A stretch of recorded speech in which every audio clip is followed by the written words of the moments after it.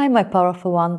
Lenka Lutonska here, of course, creator of Business Energetics. And many people still find it strange that I built my company from zero to millions without any funding or investments or rich husband. I don't find it strange. I'm used to creating, I believe in creating everything from nothing. What is strange, however, really is the way I built it. The way I built my business, because I definitely didn't follow a traditional business rules or advice, such as measure everything and let the numbers speak and invest in what will give you the most ROI and detach spending and money from emotion and make only smart investments. None of that. In fact, today, I will share with you my 5 weird money habits that did make me multi-millionaire. When I say weird, that means that overall, these are definitely not your typical money habits, but I do stand by them because they're simply my energetic standards and they're responsible from taking me to zero to millions and completely rewriting my reality. So without further ado, let's dive into them.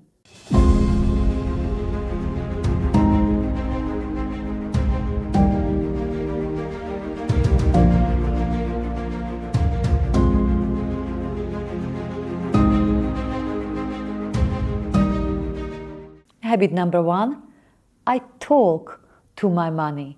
Yes, I have conversation with my money every day. I don't take it just as money is a resource. No, I take money as a living, breathing consciousness, a living being, if you like. And I talk to it daily, I bless it, I thank it, I get coached by it, and together we co-create. Sometimes I even ask money where it wants to flow, and yes, sometimes those answers surprise me.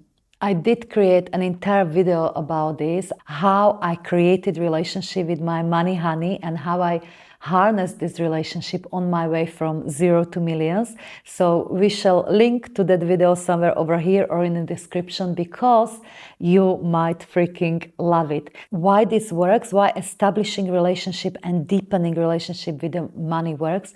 Well, because we go from treating money as something external to chase, to make, to create, to really working with money energetically, because energetically on a fundamental level, money is no more or no less than energy, and it's neutral and it reflects all your beliefs, all your self-talk, all your behaviors and choices when it comes to money. So by treating money as a relationship, as living, breathing frequency, all those limiting perceptions about money will come to surface and you can address them. So treating money as a relationship and having a relationship with it will actually profoundly affect your money behaviors, your money habits, but it must start internally. And that is when the relationship with money to come in. So in a nutshell, if you want to make more money, I would say deepen relationship with it. Don't treat money like a stranger. Start treating it as your lover and see what happens. My weird money micro habit number 2, my spending multiplies my money. Meaning, I don't just invest money very smartly. You know the typical advice, make smart investments, watch ROI and so forth. I follow energy and I often not just invest, but also spend money, spend it with joy, spend it on beautiful things, spend it to give, because anything that expands my heart, I know that automatically that expenditure will make babies, will multiply my money. That's the powerful belief I developed, that anything I spend in any way, not just smart investments, will multiply my money coming to me. In fact, there was a time in my business earlier on when the money was tight and when I was just leaning into the working with money consciousness and working with the energy of money. And in those times, I practiced this habit very consciously.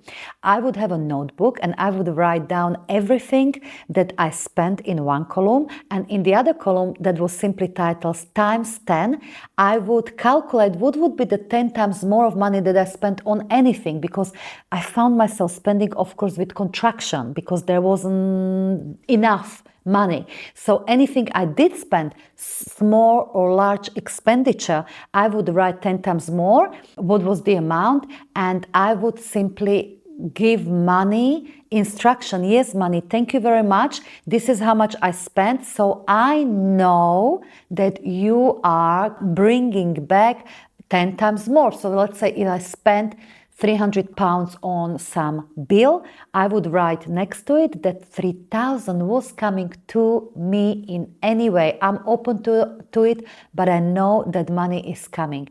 And so I actually practiced that energy of trust, and I was increasing that internal flow of money. I was detaching from thinking of money as limited resource, and I was leaning into treating money as infinite resource. And those two are completely different ways of treating money, completely different frequencies that really profoundly shape our reality. So yes, of course, my money listened, and I found myself gripping to money less and less and dancing with energy of money more and more. So in a nutshell, if you want to open more channels of receiving money, don't be afraid of spending. Instead, practice circulating wealth from the energy of overflow, because it's there in that energy of overflow where the physical overflow is being birthed. My micro money habit number 3, the weird one, and it follows nicely from the previous one, is this one. I assess return on investment by energy, not logic. You see, typical advice goes when you're assessing where you're going to put your money, where you're going to invest money, assess the opportunities, assess it by logic. I don't typically lead by question, is this a sensible investment? Does this make full sense? I don't. Instead, I ask myself, is this investment most aligned with who I am becoming? Very, very different line of questioning. You see, the first one is a logical question. The second question is assessing my alignment with my next version of self.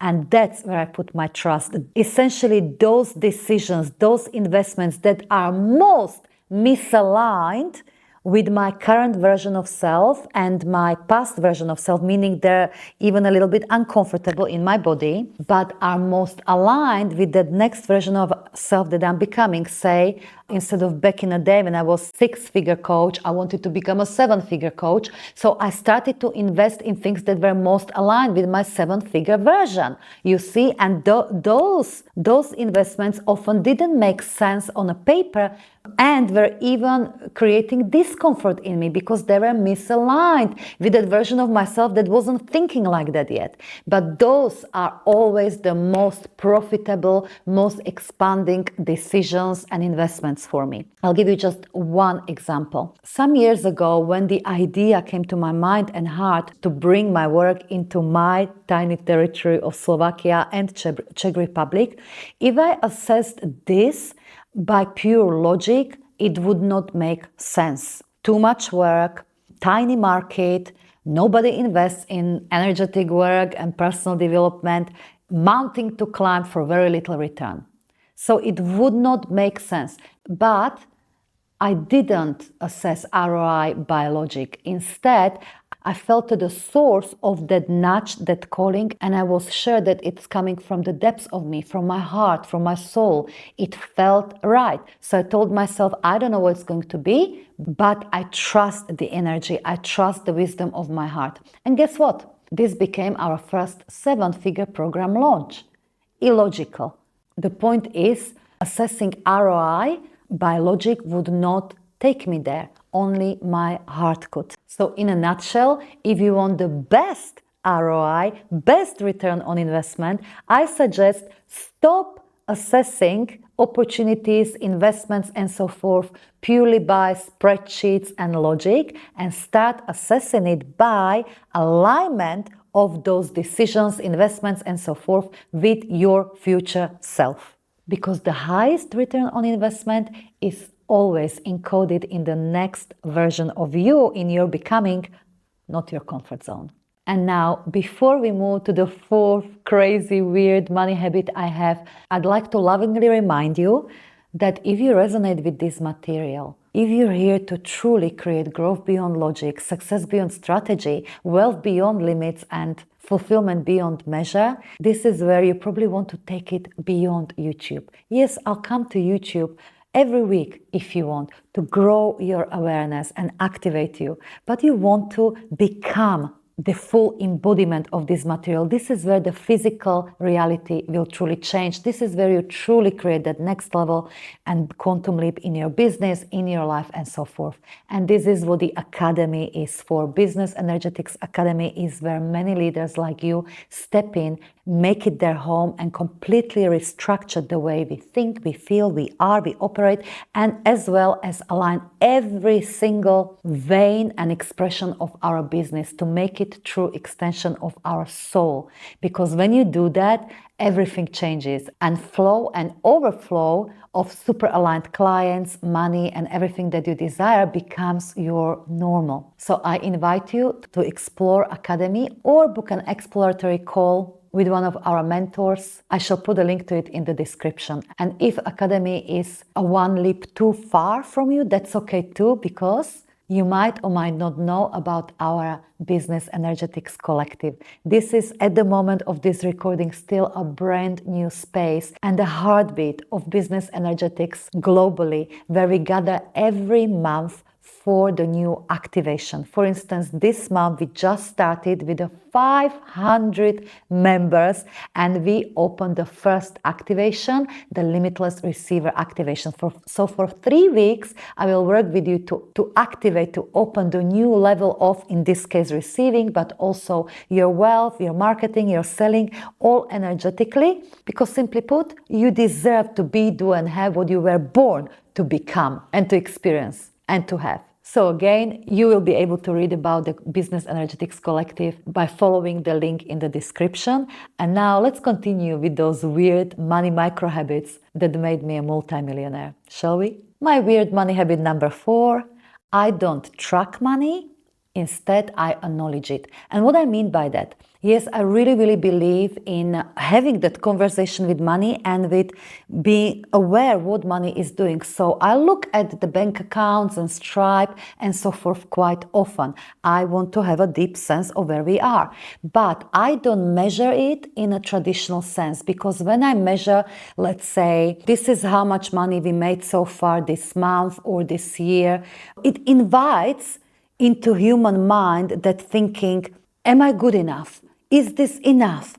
Am I on a track? Which is again very logical thinking. Now, it's not necessarily nothing wrong with it, but when we take it as, okay, I'm not on track, it's not enough, I'm doing things wrong, we can very easily fall into lack consciousness, and that never worked for me in past. So instead, I learned to, instead of measuring, I learned to acknowledge my money. Meaning, I still look at money, I still know how much money I created, how much money flew through me and through our extraordinary business this month, this week, this year, and so forth. But never take it as, oh, is it enough in comparison to what we said? Are we on a track? But acknowledge it as, thank you, this is fantastic, this is amazing, and more please. So always practicing that energy of plenty from which we grow. So from there, what else wants to come through? How else I'll bring value to the marketplace? How else I will be of massive service? Money, how else you want to express itself? And so forth, and so forth, and so forth. So that is very different. Energy of acknowledgement is very different from energy of measurement. One contracts, the other one expands. So I suggest, if you want to create more money and grow your money, stop measuring money in traditional sense and start acknowledging it instead. Finally, my weird money habit number 5, I don't budget. Instead, I give money a mission. You see, budgeting comes actually from energy of lack. When I'm asked, okay, let's say we're organizing an event for a client and a new event manager asks me, what is the budget for it? That thinking is rooted in how much can we afford? What is going to be return on investment on this and so forth?